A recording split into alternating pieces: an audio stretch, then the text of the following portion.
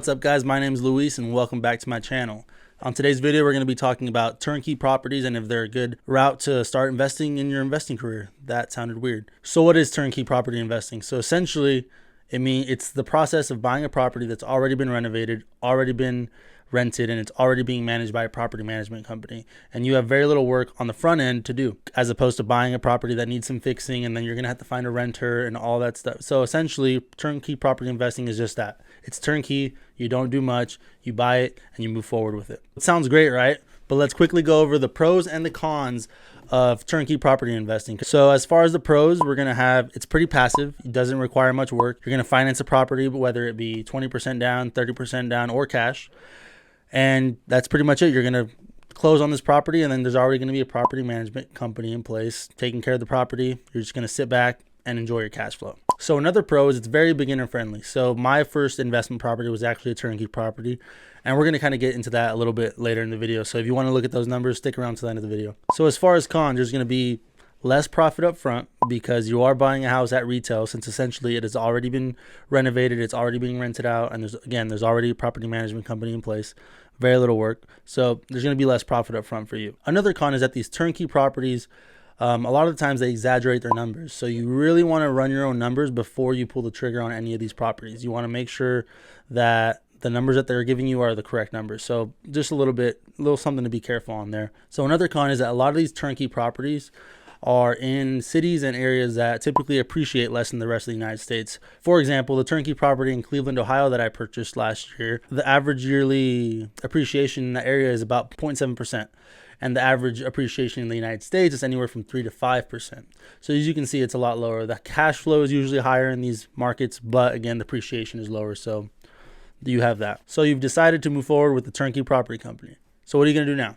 So first thing you need to do is you need to call these companies, call them and ask them for referrals. As far as a referral is going to be anybody who's bought a property from them and that is currently being managed by them. Once you get those referrals, you need to call those referrals and you just ask them what their experience has been with this property and with the property management company after the purchase has been finalized. Because a lot of the times when you buy one of these turnkey properties, it just doesn't live up to what was expected, and a lot of the times people go into these properties without doing any research that needs to be done prior. So as far as running your numbers on these properties, there's a great calculator on biggerpockets.com. I'll leave a link down in the description. It's the calculator that I use with any of my rental properties, and it's worked great so far. So once you find a deal, you need to figure out if you're going to finance it or if you're going to pay for it cash. Some turnkey properties do require that you pay in cash, especially in these lower price markets. And a lot of these turnkey property companies also have a lender that they work with. So if you don't have any lender lined up for yourself, then go ahead and ask them for which lender they recommend. And they usually work with investors, and it'll be a good place to start. You don't want to just buy this property and just assume everything's going to go smooth sailing with it. Every month, this property management company is going to be sending you a report, and you want to look over that report and make sure everything's in line. If there's any charges that are unexpected, make sure you ask them what they are. But just make sure that you're not just forgetting about the property and not maintaining it and things like that. There's going to be regular maintenance on it. You need to talk to your property management company and make sure that everything is in line. And essentially that's it. A lot of people will stick to this and they won't buy any properties that need renovation or anything. They want to be super passive, so they buy all these turnkey properties, and over time you can accumulate a good amount of cash flow, and you're also going to start getting your loan pay down. You're going to get appreciation, not as high as other markets, but you're still going to get it. And a lot of investors like to stick to this because it's pretty easy route. I mean, it's less work, but again, there's going to be less profits up front. So it's really your call and what you decide to do. I personally did decide that my first property was going to be a turnkey property just because I wanted to get my feet wet. I was a little scared to jump in. I had already bought my primary residence, but again, I hadn't bought an investment property. I decided to buy a turnkey property in Cleveland, Ohio. So we're gonna go over those numbers and see what you guys think. So purchase price was $44,000.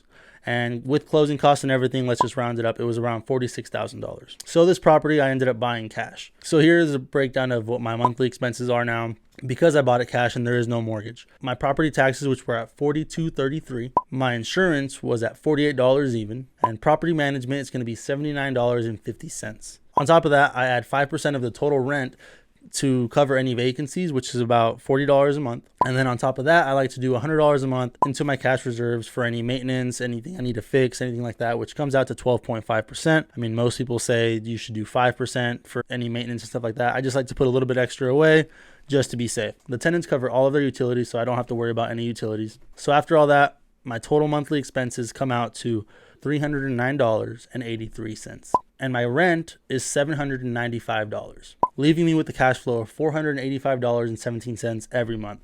And again, all that goes into a cash reserves account. I don't really touch it. I'm just trying to snowball, so I'm saving that up to get into another property eventually. So with those numbers, that's going to be a total cash on cash return of about 12.7%, which is better than the stock market, which those numbers could have been better had I chose to finance, which is what I wish I would have done.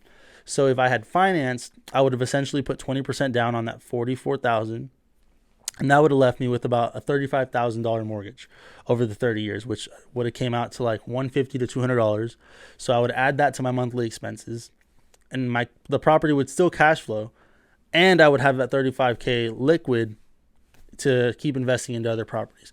So I'm actually in the process of trying to refinance out of it to get that cash out in order to be able to kind of rinse and repeat and kind of keep going forward. I don't know if I'm going to do another turnkey property, but I just want to get my cash out of it now, get that mortgage, add that mortgage to my monthly expenses, and then just hold on to the property for a while. So if turnkey property investing sounds good to you, go ahead and do your research, look at different markets. So before you move forward, just make sure you run your own numbers with any of these turnkey property companies, because you just want to make sure, and you don't want to trust anybody, not even your mom. So with that being said, if you like this video and if I brought any value to you, again, go ahead and hit the like button and subscribe to the channel. And if you have any future ideas for any future videos, make sure you drop it down in the comments. Thanks.